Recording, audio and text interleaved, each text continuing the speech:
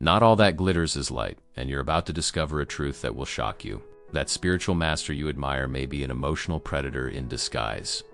Jung knew this for decades, but no one told you. There are narcissists who have discovered the perfect deal, using spirituality to suck their energy, their money, and their self-esteem. They dress up as wounded souls to arouse your compassion, but behind the sacred mask lies a hungry ego that will devour you mercilessly.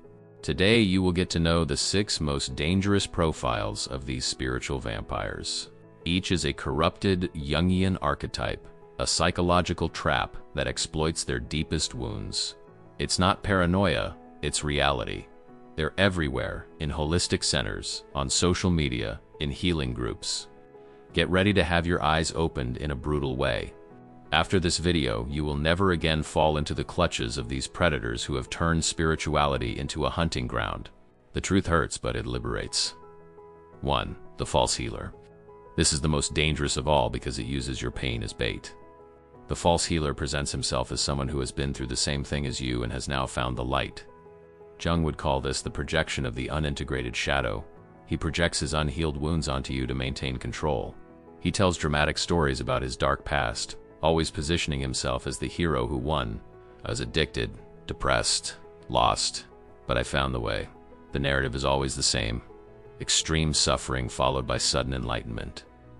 It's a lie. No one heals overnight, but he sells this fantasy because he knows you're desperate for hope. The false healer never admits that he is still injured. On the contrary, he turned his wounds into spiritual trophies. Each trauma became a divine lesson, each scar a mark of wisdom. This is pure narcissism, the inability to accept that there is still work to do on oneself. He offers miraculous healings because he needs to feel powerful. It doesn't matter if you have depression, anxiety, or deep trauma, it has the solution. With me, you will heal in 3 sessions. This irresponsible promise reveals its true nature, a wounded ego that needs to feel like a savior so as not to face its own darkness. The cruelest thing is that he uses your vulnerability against you. When you don't improve in the promised time, it's your fault. You're not giving yourself enough. Your resistance is blocking healing. You don't have true faith. This is the classic strategy of spiritual gaslighting, shifting the responsibility for failure to the victim. Jung taught that true healing happens in the horizontal relationship, not vertical. The authentic healer walks beside you, not above you. He admits his limitations, recognizes when he can't help, and never promises miracles. The false healer, on the contrary, needs to maintain the illusion of superiority to feed his hungry ego. The difference is simple. The true healer teaches you how to fish. The false healer wants you to depend eternally on his fish. He doesn't want you to heal completely because that would mean losing a client. That is why there is always one more level to reach. One more session needed. One more course to take. 2. The toxic martyr. Here's the most manipulative narcissist of all, the one who has turned suffering into a weapon of control. The toxic martyr presents himself as the eternal victim who sacrifices everything for others, but actually uses this narrative to suck emotional energy and keep you in permanent psychological debt. Jung would identify this as the archetype of the martyr corrupted by the shadow. Instead of using suffering to grow, he uses it to manipulate. Each pain becomes a bargaining chip, each sacrifice a form of emotional blackmail. After all I've done for you, nobody understands my pain. I always give and never receive anything. The toxic martyr has an unhealthy need to be seen as special through suffering. He competes in the pain Olympics, always ensuring that his story is more tragic than his own.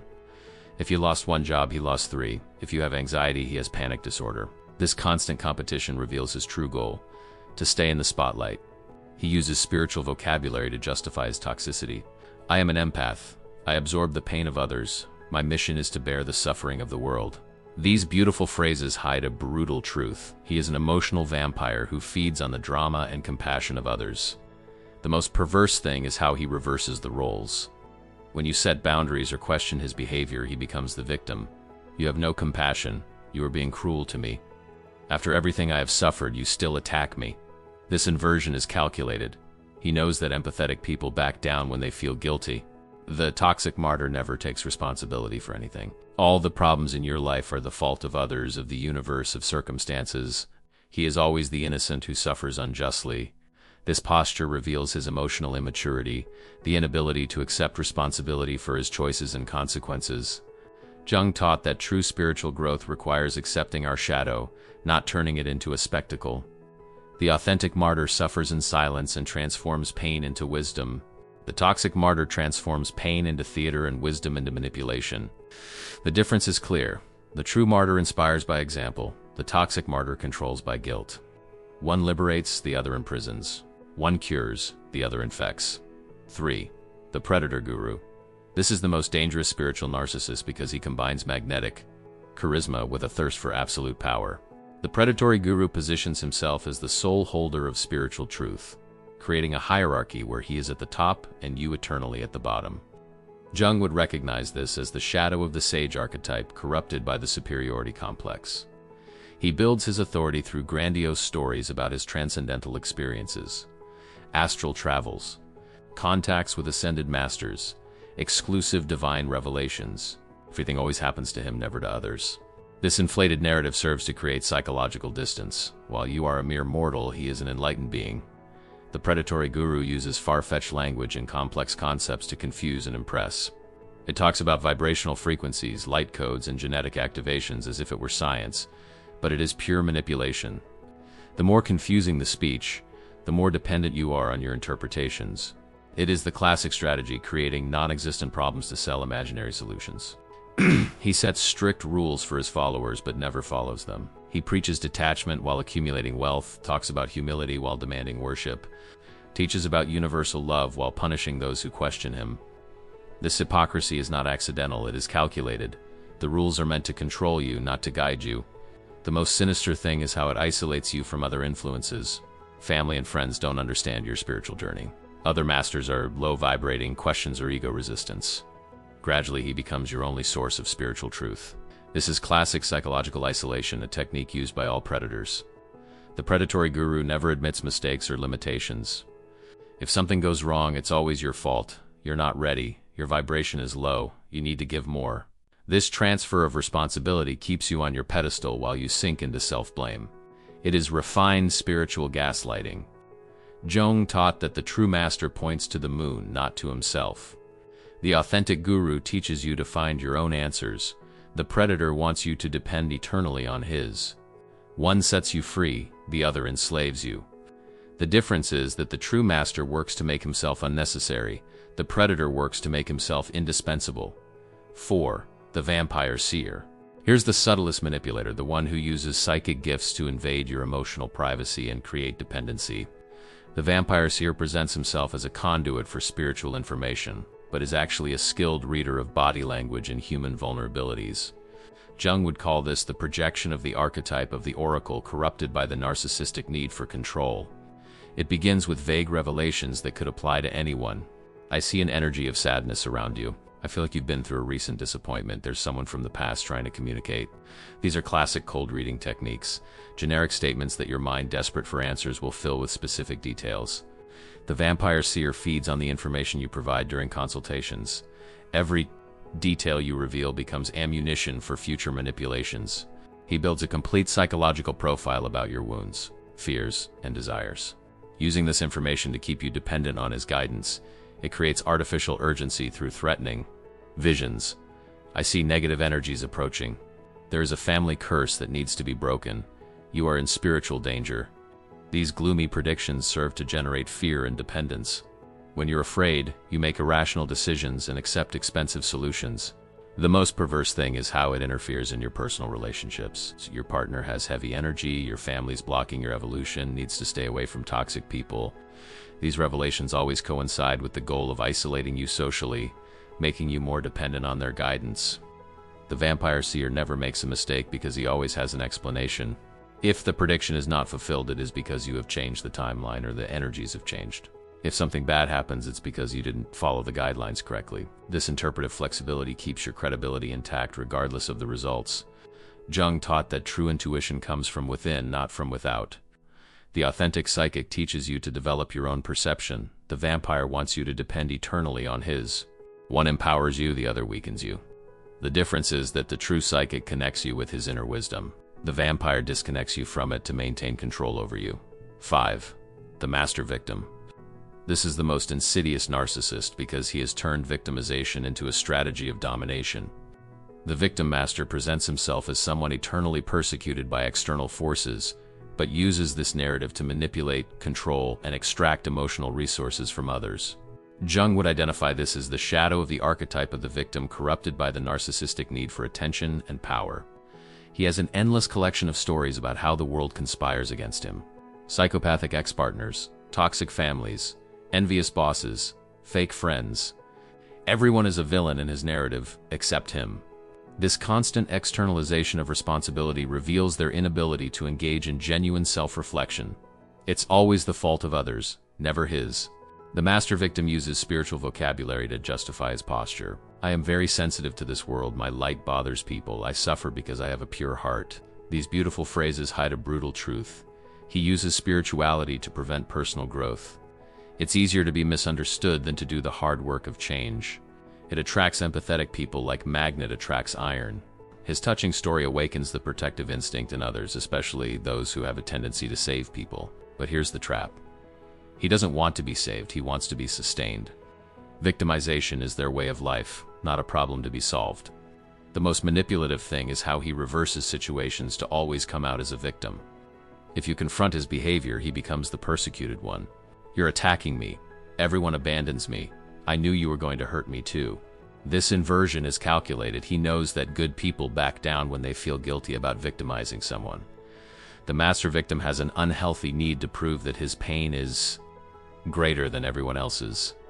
He minimizes the suffering of others and maximizes his own. If you have problems, his are worse. If you achieve something, he finds a way to bring attention back to your difficulties. It is a constant competition where he always needs to win in terms of suffering. Jung taught that true healing requires accepting responsibility for our part in the patterns of life.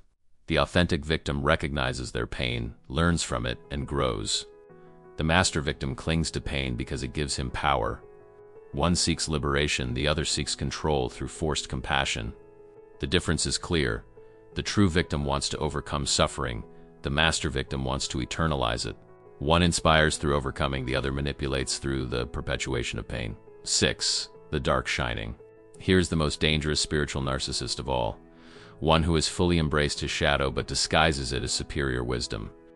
The dark enlightened one presents himself as one who has transcended ordinary morality and now operates at higher levels of consciousness. Jung would recognize this as ego inflation masquerading as spiritual transcendence. He justifies destructive behaviors with far-fetched philosophy. Betrayal becomes breaking limiting standards. Manipulation becomes spiritual test. Emotional cruelty is necessary bitter medicine. This sophisticated rationalization allows him to do anything without feeling guilt or remorse. It is psychopathy dressed up in spirituality. The dark enlightened dismisses concepts such as compassion, ethics, and responsibility, calling them limiting social programming. For him, these are illusions of the matrix that prevent true spiritual freedom. This rejection of basic human values reveals their antisocial nature disguised as higher evolution. He attracts followers by promising total liberation from moral conditioning. He teaches that good and evil are illusions, that everything is allowed for those who are awake, that guilt is religious programming. This philosophy seduces wounded people who want justification for destructive behavior or revenge against those who hurt them. The most dangerous thing is that he mixes spiritual truths with toxic distortions. Yes, transcending limiting judgments is important, but he uses it to justify a total absence of ethics. Yes, questioning conditioning is necessary, but it uses it to destroy values that protect society and human relationships. The dark enlightened one never admits to being wrong because he has transcended the need for external approval. Criticism is envy of those who cannot accept the truth. Negative consequences are reactions of the system trying to keep it small.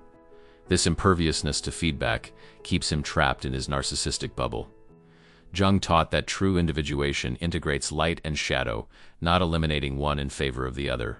The authentic enlightened develops compassion through wisdom. The dark develops cruelty through rationalization. One becomes more human, the other becomes less human. The difference is fundamental. The true enlightened uses his evolution to serve. The dark uses it to dominate. One transcends the ego by including the heart. The other transcends the heart by inflating the ego. 7. Invisible traps. Now that you know the 6 profiles, you need to understand how these spiritual predators capture you. They don't attack head-on, they use sophisticated psychological traps that exploit their deepest vulnerabilities. Jung would call this a constellation of complexes. They activate your emotional blind spots to keep you in check. The first trap is spiritual love bombing. They bombard you with attention, praise, and promises of transformation. You're special, your soul is old, I was expecting someone like you. This avalanche of validation activates their need for recognition and creates chemical dependency. Your brain releases dopamine, addicting you to the feeling of being chosen. The second trap is manufactured urgency. They create artificial time pressure to force impulsive decisions. This opportunity is not coming back. You need to decide now. The universe is testing your faith. This pressure prevents rational reflection and forces you to act on emotion. It is pure manipulation disguised as divine guidance. The third trap is gradual isolation. They start subtly questioning people close to you. Your family doesn't understand your evolution. Your friends have heavy energy. You need to surround yourself with people who vibrate at your frequency. Gradually, they become your only source of validation and spiritual guidance. The fourth trap is the inversion of reality. When you question something, they reverse the situation. You are resisting growth. Your ego is sabotaging your evolution. This is a test to see if you are ready. This constant inversion makes you doubt your own perception and intuition. The fifth trap is the intermittent reward cycle. They alternate between moments of intense attention and periods of calculated coolness. This inconsistency creates anxiety and dependency like an emotional slot machine. You get addicted trying to catch up on the good times. The sixth trap is the language of authority. They use technical terms, obscure references, and complex concepts to appear intellectually superior. According to the Akashic records, in the higher dimensions, the masters revealed it to me. This far-fetched language intimidates and creates the illusion of superior knowledge. Jung taught that knowledge is protection. When you understand the traps, they lose their power. The spiritual predator relies on his ignorance of these tactics.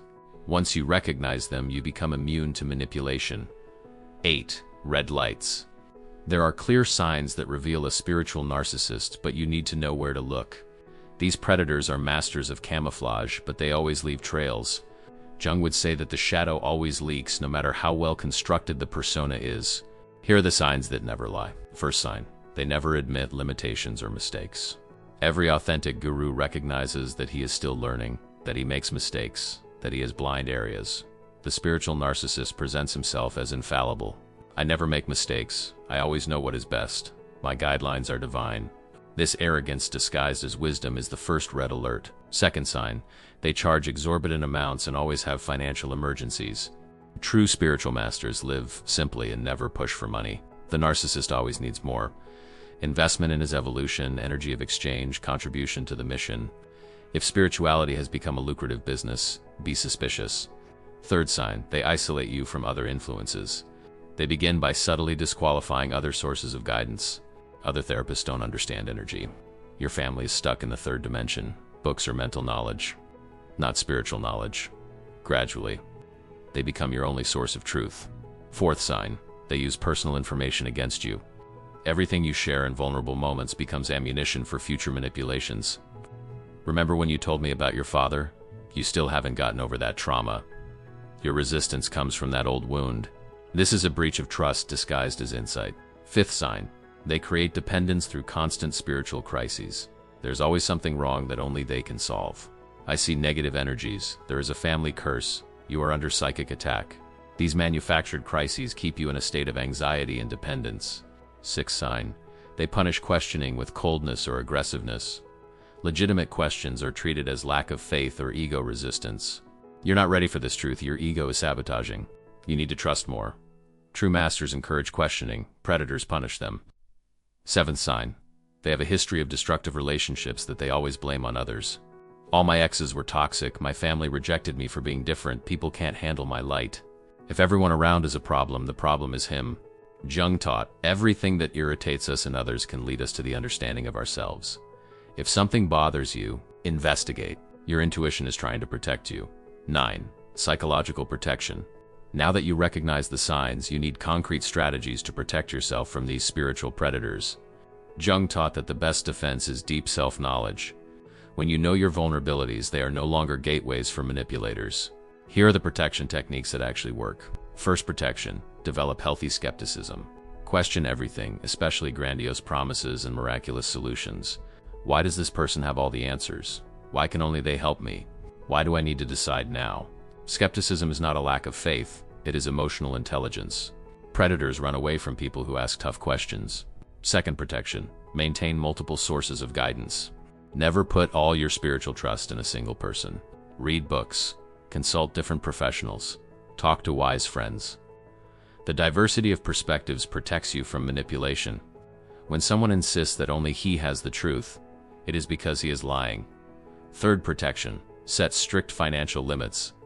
Decide in advance how much you can spend on spiritual guidance and do not exceed this amount. Predators always push for more money. Just one more session, this course will change your life. It's an investment in your soul. When spirituality becomes sales pressure, run away. Fourth protection, preserve your personal relationships. Any master who advises you to move away from family and friends is trying to isolate you. Healthy relationships are your safety net. People who have known you for years can identify worrying changes in your behavior before you even realize it. Fifth protection, trust your body intuition. Your body never lies. If something causes you physical discomfort, anxiety, or a strange feeling, pay attention. Spiritual predators cause real energetic dissonance. You may not be able to explain it rationally, but your body knows when something is wrong. Sixth protection, document important interactions. Keep track of directions, forecasts, and promises. Spiritual narcissists rely on their muddled emotional memory to rewrite history. When you have everything documented, it is difficult for them to deny or distort what they said. Seventh protection, seek external validation. Share experiences with trusted people outside of your spiritual circle. Does this sound normal to you? What do you think of this orientation? External perspectives break the psychological isolation that predators create around them. Eighth protection, develop your own independent spiritual practice. Meditation, prayer, connection with nature, anything that connects you directly with the sacred. When you have direct access to the divine, you are less dependent on intermediaries. Your personal connection is your greatest protection. Jung said, "Whoever looks outside dreams. Whoever looks inside awakens." True protection comes from within, not from without. Develop your inner wisdom, and no predator will be able to deceive you. 10. Inner liberation. The moment of the ultimate truth has come, how to completely free yourself from the influence of these spirit vampires and regain your personal power. Jung taught that individuation is the process of becoming who you really are, free from external projections and manipulations. This is your journey back home to your authentic essence. First step, accept that you have been manipulated without blaming yourself. Spiritual predators are pros at exploiting human vulnerabilities. You weren't naive, you were human. Acknowledging manipulation is a sign of growth, not weakness. Stop punishing yourself for trusting those who didn't deserve it. This self-compassion is the beginning of real healing. Second step, cut contact completely. There is no friendship with a spiritual narcissist. They will try to win you back with promises, excuses, and revelations about how they have changed. It's a lie. Block all social networks, delete numbers, avoid places where they can find you. Half contact is half poison. Step 3. Reconnect with people who knew you before. Family, old friends, colleagues who were removed during the period of manipulation. These people are your mirror of reality. They will help you remember who you really are before spiritual brainwashing. Step 4. Question all the truths you have internalized. Am I really an old soul? Do I really need to move away from my family? Is this pain really karma? Examine each implanted belief with healthy skepticism. Many revelations were just tools of control disguised as wisdom. Step 5. Develop your inner authority. Stop seeking external validation for your spiritual decisions. You don't need a guru, seer, or master to connect with the sacred. Your intuition, when cleared of manipulation, is your best guide. Trust yourself again. Step 6. Practice strategic forgiveness. Forgive to free yourself, not to reconcile. Forgiveness does not mean forgetting or trusting again. It means letting go of the anger that is poisoning your soul. You forgive for you, not for them. It is liberation, not reconciliation. Step 7. Share your experience to help others. Your story can save someone who is going through the same. Not out of obligation, but when you feel ready. Turning trauma into wisdom is the greatest victory over any predator. Jung said, "I am not what happened to me. I am what I choose to become." You are not defined by the manipulation you have suffered. but by the strength you have developed to free yourself. Your journey back to yourself is your greatest spiritual achievement. Now you are free. Free to choose your own path, trust your own wisdom, and connect with the sacred without toxic intermediaries. This is your true enlightenment, the freedom to be authentically you.